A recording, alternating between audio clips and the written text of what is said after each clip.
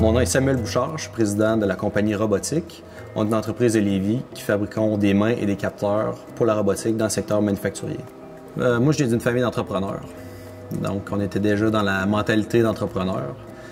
Puis pour moi, c'était juste naturel, puis c'était ça que je voulais faire. Quand tu démarres en affaires, je pense que ce qui caractérise le plus le démarrage d'entreprise, c'est que tu connais rien.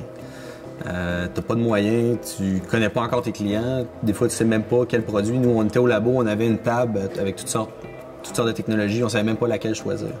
On a décidé de prendre une technologie qui avait un bon potentiel, puis vraiment de démarrer avec ça, puis on s'est dit, bon, on va se mettre en marche, puis quand on va être en marche, on va apprendre. On voit beaucoup les entrepreneurs comme des gens avec des personnalités très fortes, des gens un peu la méthode bulldozer qui avance coûte que coûte.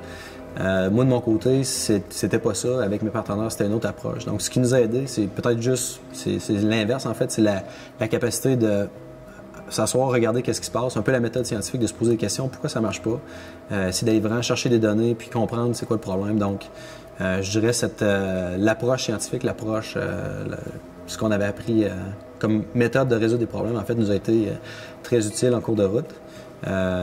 Combiné justement au côté entrepreneurial, le côté vente qui est super important. D'avoir une équipe, d'avoir des gens qui se complètent, on a toutes nos périodes où c'est plus difficile. À un moment donné, il y en a un qui prend ça sur ses épaules, qui avance un petit bout. Fait que ça, c'est sûr que de s'entourer de gens complémentaires, des gens avec qui on partage les mêmes valeurs, pour moi, c'est vraiment la clé. C'est pas la passion de l'argent qui nous anime, c'est vraiment la passion de régler un problème, de changer le monde, de changer au moins une partie du monde, une partie de l'industrie. Puis à partir du moment où tu as la motivation, là, après ça, c'est de doser, c'est d'aller chercher justement les bonnes expertises.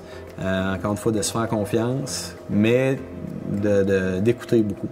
Une de mes fiertés, c'est vraiment ça, c'est d'avoir fait le pont entre des belles technologies, des beaux talents et des marchés.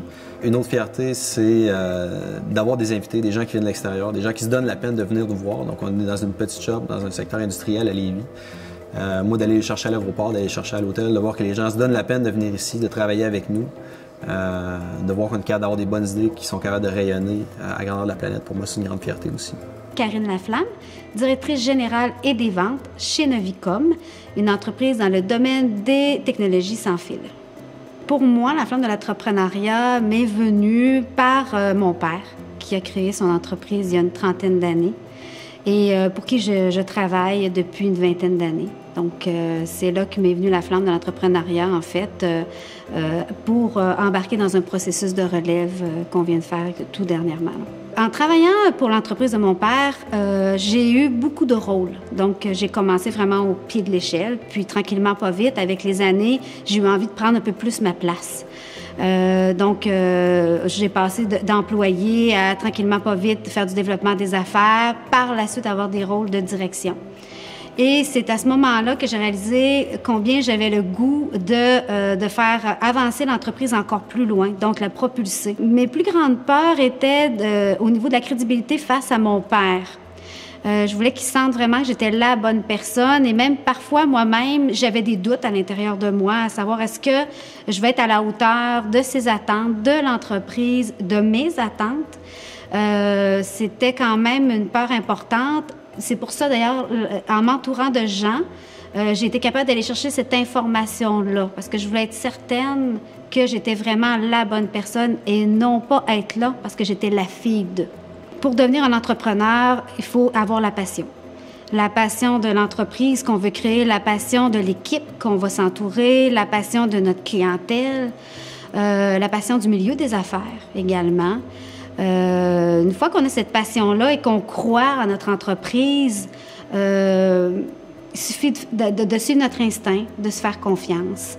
Et je pense que peu importe le métier qu'on a dans la vie, il faut avoir cette passion-là. Ma plus belle fierté, c'est de voir l'équipe travailler ensemble pour réussir à satisfaire le client. Le client qui dit « Wow, j'ai l'impression de faire partie de votre famille. J'ai l'impression que vous m'écoutez, que vous m'entendez, que vous me donnez ce que je souhaite. » Pour moi, ça, à chaque fois, la relation que j'ai avec ces gens-là, c'est ce qui m'apporte le plus. On peut avoir des nouveaux défis à tous les jours.